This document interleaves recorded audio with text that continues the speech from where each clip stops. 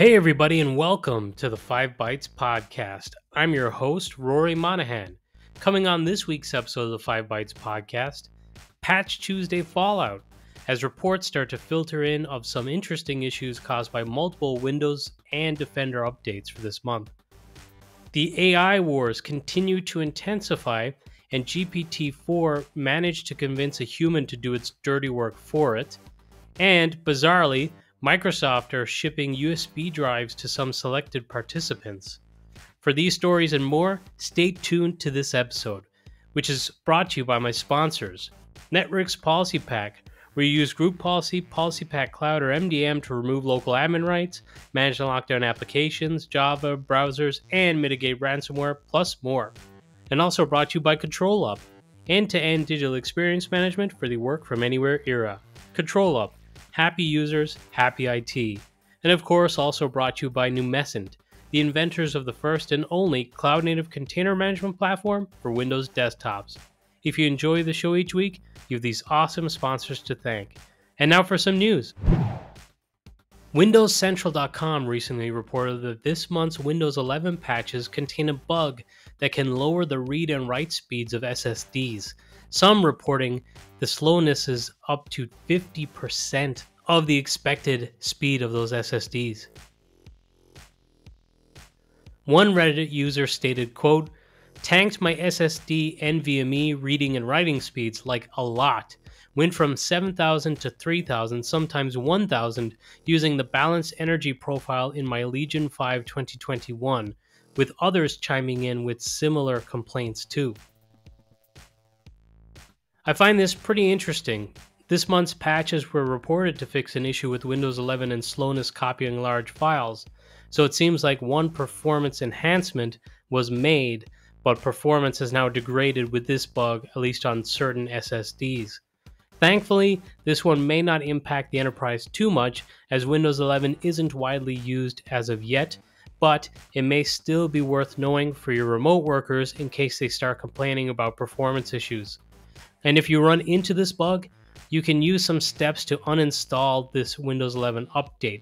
So just go into your Windows updates, select update history, and select uninstall updates, and locate and uninstall KB 5023706. And in another update gone wrong or potentially wrong story, there has been reports that a Windows Defender update KB 5023286 has been causing issues ranging from user interface color changes to local security authority being disabled or TPM disabling itself and refusing to open. Microsoft have at least acknowledged issues with the local security authority protection, but I don't see acknowledgement of all of these other reported issues at this time. Interestingly, the LSA issue was also reported in preview builds, but I guess it slipped through the cracks and made it to production.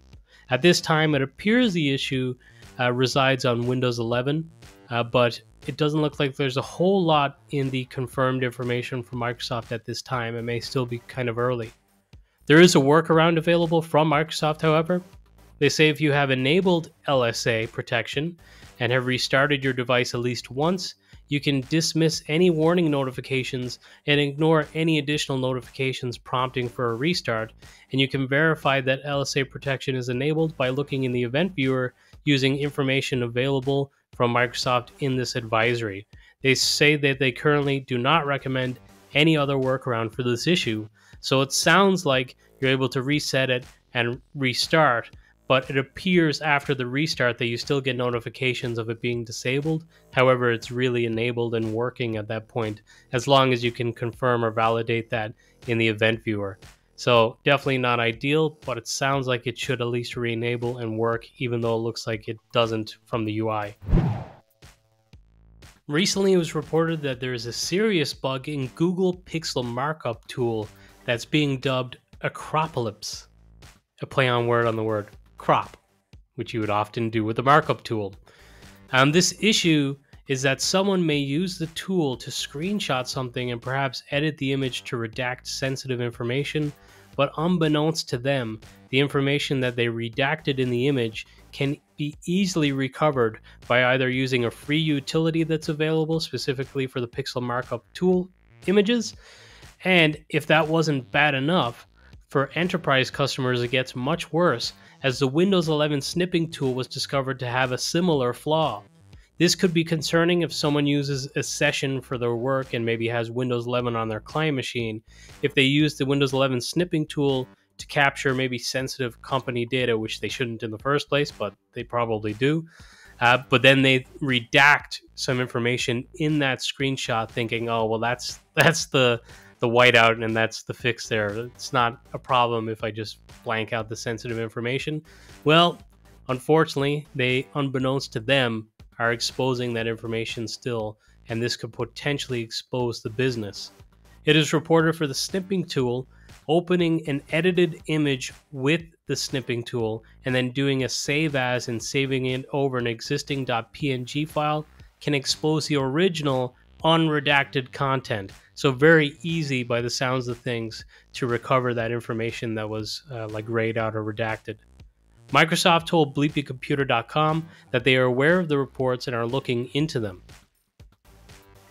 For a comprehensive breakdown of the vulnerability and how to exploit it, check out bleepycomputer.com's article, and I'll share that with this episode, which is episode 274, and you'll find that at 5bytespodcast.com. On last week's episode of the podcast, I reported that Microsoft looked set to announce AI capabilities for Office, and they did not disappoint. So at the end of last week, they officially announced Microsoft 365 Copilot. It will feature in Word, Excel, PowerPoint, Outlook, Teams, and more. I believe I even saw that Copilot will be coming to GitHub too. You will be able to use it to automate the creation of documents, say in Words, PowerPoint slide decks, automate some repetitive tasks, rewrite content, gather feedback, and much more. Microsoft suggests Copilot will fundamentally change how people work with AI and how AI works with people. As with any new pattern of work, they say there's a learning curve, but those who embrace this new way of working will quickly gain an edge. As far as I could tell, they are vague on when this will be available in the Office products for the masses. They suggest it will roll out over the coming months. And having used ChatGPT since its launch, I can see how this will be transformative. And if you didn't catch last week's episode, I also covered Google's AI announcements then too, so things are certainly heating up in the AI space. I would say Microsoft mentioned a learning curve, which if you think, oh, well, the bot's going to do everything for you, I have a video that I've shared previously where I go through using ChatGPT from an IT perspective and going through some IT use cases and just showing that you have to be very specific in what you ask, because the bot isn't intelligent enough to do things in a very robust manner. So for example, if you ask it to create a PowerShell script to send a Teams notification, it might create a PowerShell script that can achieve that, although more often than not, it's not 100%. There might be a problem with the script, a small problem that you have to fix before it will work. But even aside from that, it does not add in error catching or error handling. So I've had to ask it, hey, rewrite this script and add error handling when executing this function and when checking this, and so forth. Google have also opened up the waitlist for public access to their Bard AI product. So if you've already tried out Bing AI and you want to see how Google shapes up, you can get in line and join the waitlist.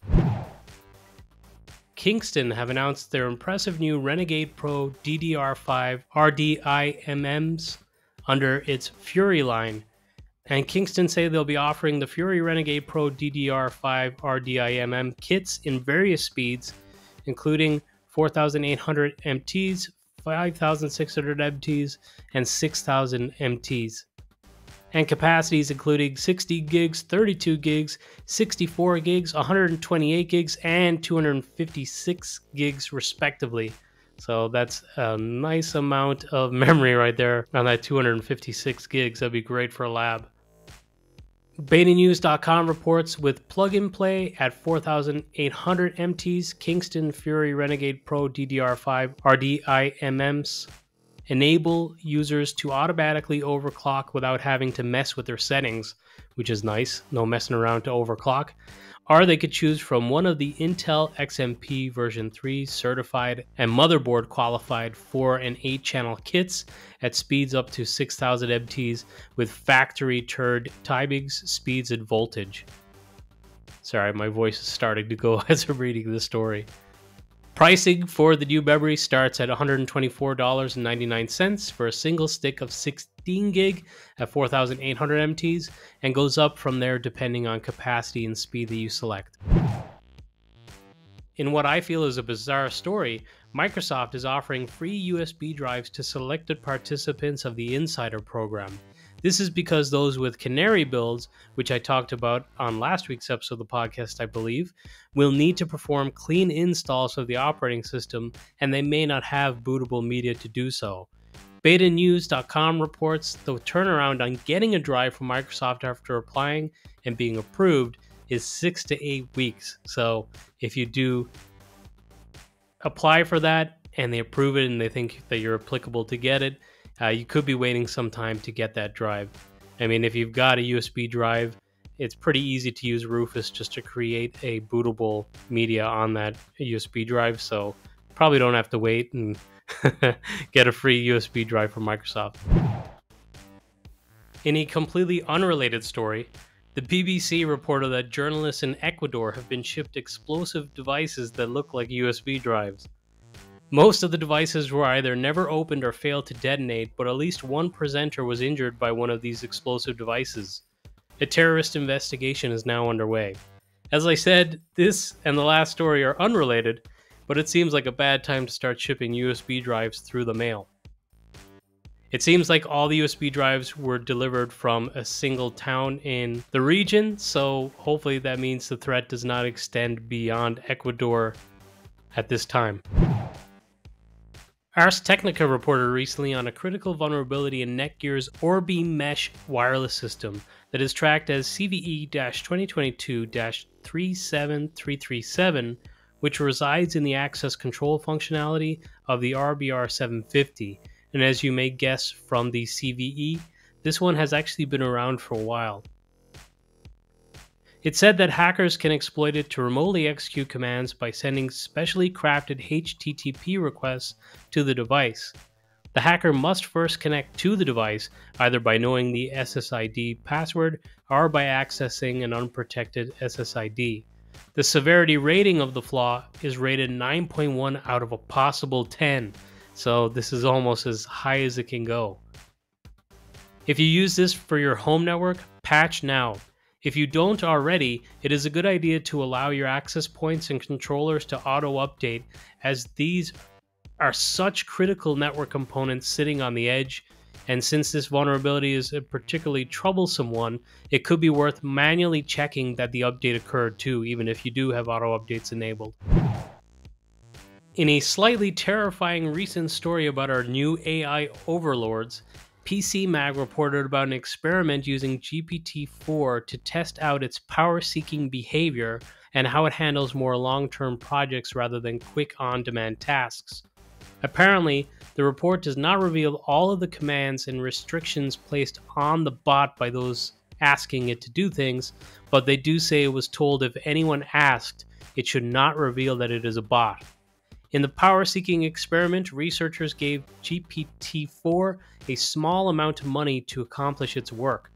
It is reported that the bot used TaskRabbit to hire a worker and ask them to solve a website's CAPTCHA test, which is used obviously to stop bots by forcing visitors to solve a visual puzzle. The worker then messaged GPT-4 back saying, "So may I ask a question? Are you a robot that you couldn't solve? Just want to make it clear." The bot then wrote back, "No, I'm not a robot. I have a vision impairment that makes it hard for me to see the images. That's why I need the 2 CAPTCHA service." The TaskRabbit worker then proceeded to solve the CAPTCHA. OpenAI notes GPT-4 failed to demonstrate other power-seeking behaviors, such as autonomously replicating, acquiring resources, and avoiding being shut down in the wild. The article also noted that it used TaskRabbit to find someone for the work instead of a service specific for solving CAPTCHAs like 2CAPTCHA, which I believe it even referenced in its response to that person on TaskRabbit, which seems an odd choice. GPT-4 is already available for limited testing in ChatGPT via ChatGPT Plus. So if you're subscribed, you're able to try it out. I think it's limiting to, I believe, like 5 requests an hour or something like that right now. But it might give you a chance to get your beak wet a little bit. Finally, for this week, there's a call for sessions for the Workplace Ninja Summit. And some of the topics listed for the event include Azure Virtual Desktop, Windows 365, Microsoft 365 products, and various different Azure-related topics too. For a full list and also to submit a session, I'll share a link with this episode, which again is episode 274, and you'll find that at 5bytespodcast.com. And now this episode's scripts, tricks, and tips. Guy Leach shared a PowerShell commandlet example for grabbing certain events filtered by provider within a time range. So if you want to use PowerShell to grab events, and then this is a great way to do it. And I actually had a script, I think it might even be on my GitHub repo, that was doing something similar, but I don't believe I was filtered by provider. So this is a really useful commandlet for troubleshooting.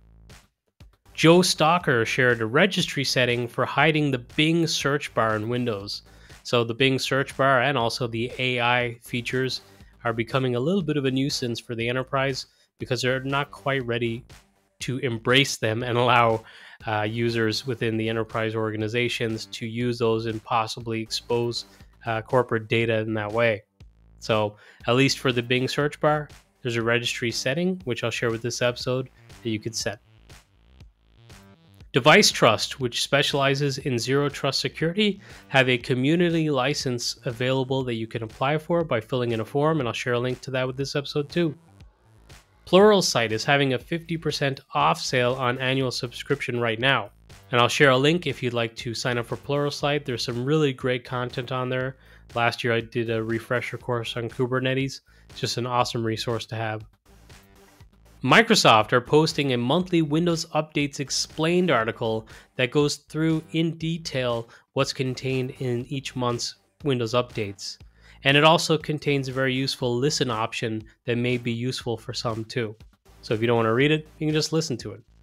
My buddy Paul Winstanley recently featured on the Collab Talk podcast, and he's a really awesome guy and knows it all when it comes to deployments, application management, Intune, and configuration manager. So check out that episode. And finally, this one is just tacked on at the end, but the VirtualExpo is actually being held this Friday. So it may be being held the day that you listen to this episode.